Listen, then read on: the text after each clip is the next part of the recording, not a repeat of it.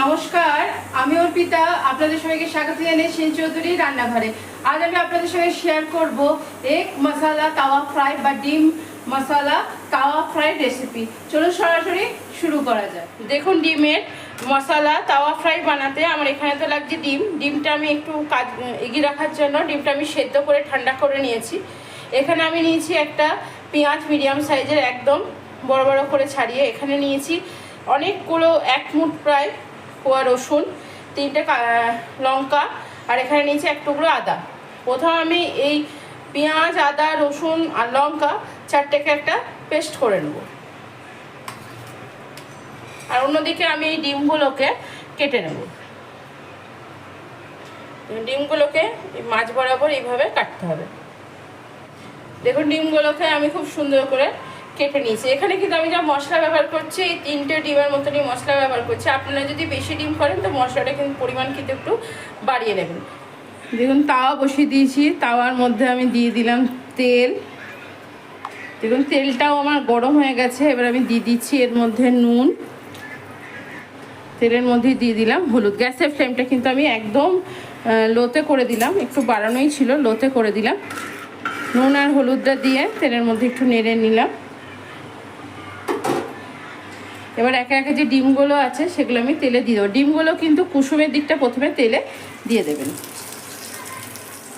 দেখুন, আমি ডিমের ওপর থেকেও আবার একটুখানি এইভাবে নুন দিয়ে দিচ্ছি সাদা অংশগুলোতে।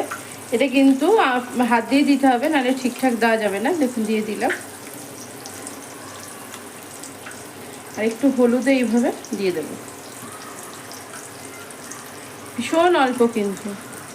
দেখুন, আমি দিয়ে দিলাম নুন আর হলুদ। এবার শুধু গ্যাসের ফ্লেমটা আমি একটু বাড়িয়ে দেবো। বাড়িয়ে দিয়ে ডিমগুলো প্রথমে খুব ভালো করে ভেজে নেব। গ্যাসের ফ্লেমটা কিন্তু হাই করিনি, আমি মিডিয়ামে আছে। এবার ডিমগুলো আলতো হাতে করে আমি উল্টে দেবো, দেখবো যাতে উল্টানো। দেখুন, খুব সুন্দর দিকটা ভাজা হয়ে গেছে। আলতো হাতে কিন্তু উল্টে দেবো। উল্টে দিয়ে সেমভাবে সাদা অংশটাও কিন্তু এইভাবেই আমি ভেজে নেব। দেখুন, উল্টো দিকটাও খুব সুন্দর করে কিন্তু আমার ভাজা হয়ে গেছে। এবার যে ডিমগুলো আমার ভালো করে ভাজা হয়েছে সেই ডিমগুলো কিন্তু আমি তুলে নেব। দেখুন, এবার তাওয়ার মধ্যে কিন্তু আমি মশলাটা দিয়ে দিলাম। আদা, রসুন, পেঁয়াজ, কাঁচা লঙ্কা বা লাল লঙ্কা একসঙ্গে কাটা। দেখুন, তেলের মধ্যে এবার মশলাটাকে খুব ভালো করে আমি কিন্তু প্রথমে কষিয়ে নেব। দেখুন, এই আদা, রসুন, পেঁয়াজ, লঙ্কার যে মশলাটা, সেটা কিন্তু আপনাকে গ্যাসের ফ্লেম কমিয়ে বাড়িয়ে কিন্তু কষাতে হবে। দেখুন, মশলাটা আমার অনেকটাই কষানো হয়ে এসছে। এই সময় আমি একে একে গুঁড়ো মশলা দিয়ে দিচ্ছি। প্রথমে দিয়ে দিচ্ছি এখানে আমি জিরে গুঁড়ো, দিয়ে দিলাম ধনে গুঁড়ো, সব 1 টিস্পুন করে দিলাম একটুখানি হলুদ গুঁড়ো। তেলে যেহেতু হলুদ দিয়েছি, এমনি হলুদ আছে, সেজন্য অল্পই হলুদ দিলাম। আর দিচ্ছি একটু কাশ্মীরি লঙ্কার গুঁড়ো কালারের জন্য। এটার মাপ আমি বললাম না, আপনারা আপনাদের পরিমাণ অনুযায়ী কমিয়ে বাড়িয়ে নেবেন। আর দেখুন, তেলে আমার যেহেতু নুন দিয়েছি, আমি বেশি নুন দেবো না, যেহেতু এটা মশলা ফ্রাই হবে, ভালো লাগবে না বেশি নুন। অল্প সামান্য একটু নুন দিলাম।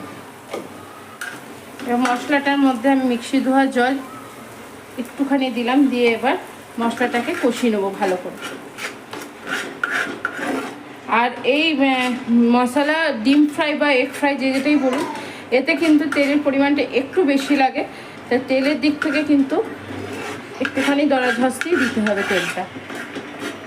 ধরুন, গ্যাসের ফ্লেমটা মিডিয়াম করে আমি একটু ঢাকা দিয়ে দেবো মশলাটাতে, যাতে মশলাটা খুব সুন্দর করে আমার রেডি হয়ে যায়।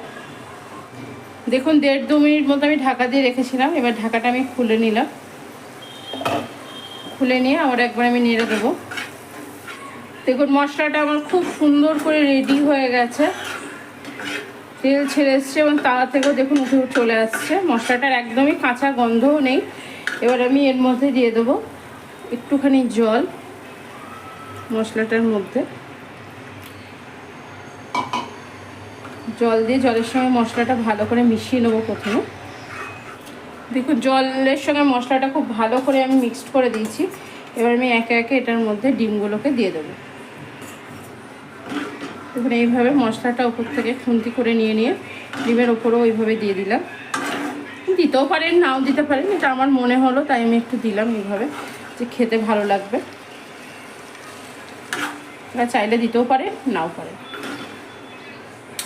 দেখুন এবার আমি একটা ঢাকনা দিয়ে দেবো, দিয়ে একটু এটা ধিমে আঁচে আমি হতে দেবো।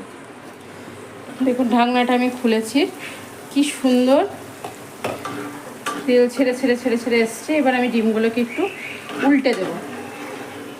মশলাটাকে ফার্স্ট এইভাবে সাইড থেকে নিয়ে এক জায়গায় করে এবার ডিমগুলোকে আমি আস্তে আস্তে করে উল্টে দেবো। দেখুন ডিমটা যেহেতু আমার প্রায় হয়ে হয়ে এসছে, তো এবার আমি উপর থেকে দিয়ে দিচ্ছি কাঁচা লঙ্কা লম্বা লম্বা করে কাটা আর রিং রিং করে কেটে রাখা পেঁয়াজ।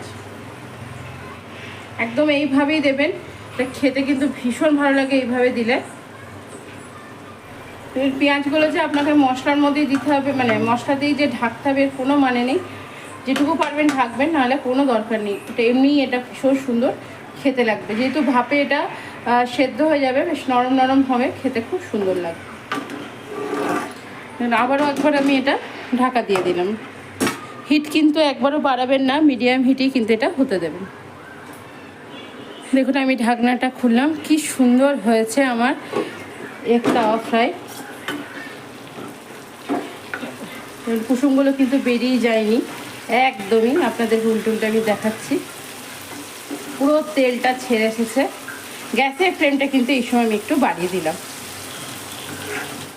দেখুন আমার রেডি হয়ে গেল মশালা এগ তাওয়া ফ্রাই। আশা করি আমার ভিডিওটি আপনাদের ভালো লেগেছে। যদি আমার ভিডিওটি আপনাদের ভালো লেগে থাকে অবশ্যই লাইক শেয়ার কমেন্টস করতে ভুলবেন না। চ্যানেলটিকে অবশ্যই করে সাবস্ক্রাইব করবেন, চ্যানেলটিকে সাবস্ক্রাইব করে আমার পাশে থাকবেন। আজ এখানেই ভালো থাকবেন, সুস্থ থাকবেন, আনন্দ থাকবেন, অনেক অনেক সুখে থাকবেন। আর আমি ডিমটা আপনাদেরকে একটু পরিবেশন করে দেখাচ্ছি এটা কতটা সুন্দর হয়েছে, ডিলিশিয়াস হয়েছে একদম যাকে বলে। এবার গ্যাসের ফ্লেমটা কিন্তু আমি অফ করে দেবো। দেখুন আমি আপনাদেরকে একটু পরিবেশন করে দেখালাম, আপনারাও কিন্তু এইভাবেই পরিবেশন করার চেষ্টা করবেন। নিচে একটু মশলা আর ওপর থেকে ডিমগুলো দিয়ে। দেখুন একটা ডিমেরও কিন্তু আমার কুসুম বেরিয়ে যায়নি, প্রত্যেকটা ডিমের কিন্তু কুসুম রয়েছে। এবার খেতে এটা ডিলিশিয়াস হয়। এটা আপনারা শুধুও খেতে পারেন, আবার ব্রেড, ভাত, রুটি, পরোটা, লুচি, আপনাদের যার সঙ্গে ইচ্ছে চোখ বন্ধ করে এটা পরিবেশনও করতে পারেন। আপনাদের ঘরে গেস্ট এলে অপূর্ব খেতে লাগে, আবার স্টার্টার হিসেবেও ইউজ করতে পারেন।